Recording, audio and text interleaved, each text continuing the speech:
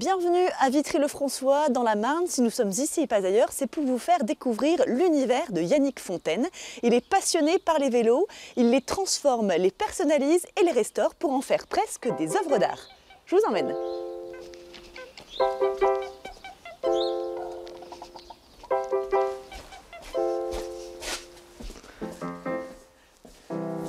Bonjour Yannick. Bonjour. Vous allez bien? Bien, merci et vous?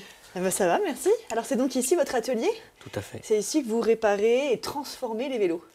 Voilà, je crée, je répare, je restaure et je transforme les vélos. Et alors là, qu'est-ce que vous allez faire sur celui-ci? Alors celui-ci, ça va être assez simple. Comme la patine du vélo était belle à l'origine, je vais la conserver et puis accessoiriser avec des pièces neuves pour faire ressortir à la fois le côté ancien du vélo et le côté brillant. Yannick Fontaine aime les vélos depuis son enfance, une discipline qu'il a longtemps pratiquée en club de loisirs. À 40 ans, se passionner a un parcours atypique. Après une formation aux Beaux-Arts, il entre au CELSA, école de journalisme et de communication, puis dans l'armée de terre jusqu'en 2015. Le vélo ne l'a jamais quitté. Il y a un an, il s'est lancé avec un objectif précis, donner une seconde vie au vieux vélo, comme ce Raleigh anglais de 1950.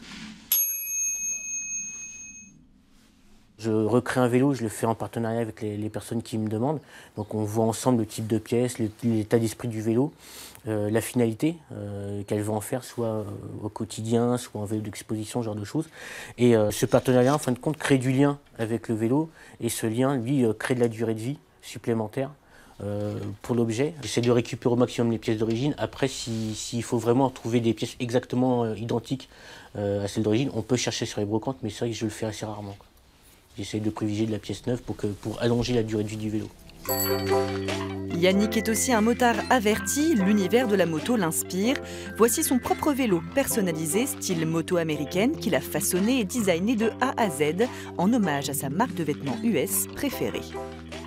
J'ai pensé à un vélo qui se rapproche ce qu'on appelait les fat trackers.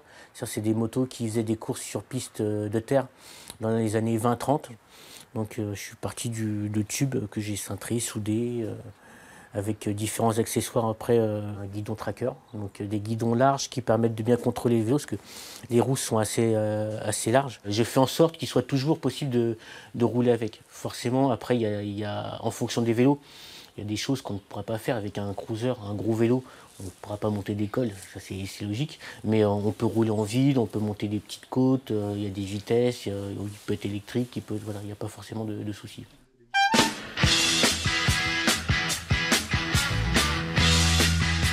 Son atelier regorge de créations en cours ou à venir.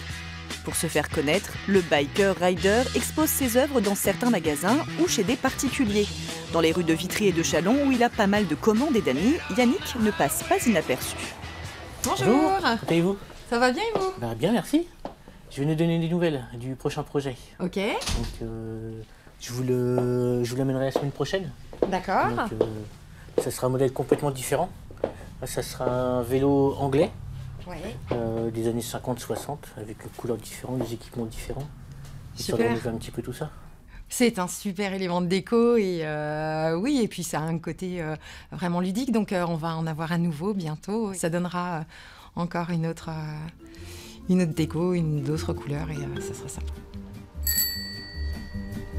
Quand on partait de bon matin, quand on partait Parmi les sur vélos le dont il est chemin, fier, celui de son ami Ludovic Vachet, un véritable défi, puisque ce vélo devait coller à la patine et à la rouille de sa voiture, une Chevrolet 1952, dans son jus. Et Sébastien, et puis Paulette. Ce qui est assez cocasse, c'est ce qu'on appelle les vitesses suicides. C'est-à-dire que vous devez lâcher le guidon et essayer de passer les vitesses sans voir le levier, tout en maintenant l'équilibre sur le vélo. Ça vient des motos anciennes Harley, Indian, où l'embrayage était au pied et le passage de vitesse se faisait à la main. C'est un exercice assez périlleux à haute vitesse. C'est du sur-mesure. Vous ne retrouverez jamais le même dans le commerce. Ça colle à mes désirs, quoi. Je veux dire, j'ai réussi à lui faire comprendre ce que je voulais. Et il a complètement retranscrit ma pensée, quoi. Donc voilà, c'est lui l'artiste. Si j'appuie sur celui-là, je vais freiner. Prix des créations ou des restaurations, 200 jusqu'à plus de 2000 € en fonction du projet des clients. Ouh là là là là. Ok, c'est pas gagné. Hein. Bon, bah, nous étions à Châlons en Champagne et à Vitry-le-François. La prochaine fois, nous serons ailleurs, en Champagne-Ardenne. À bientôt. Je vais un peu m'entraîner parce que je maîtrise pas trop le rétropédalage. Et allez, je pars en arrière, j'en refais une. Donc impulsion du pied.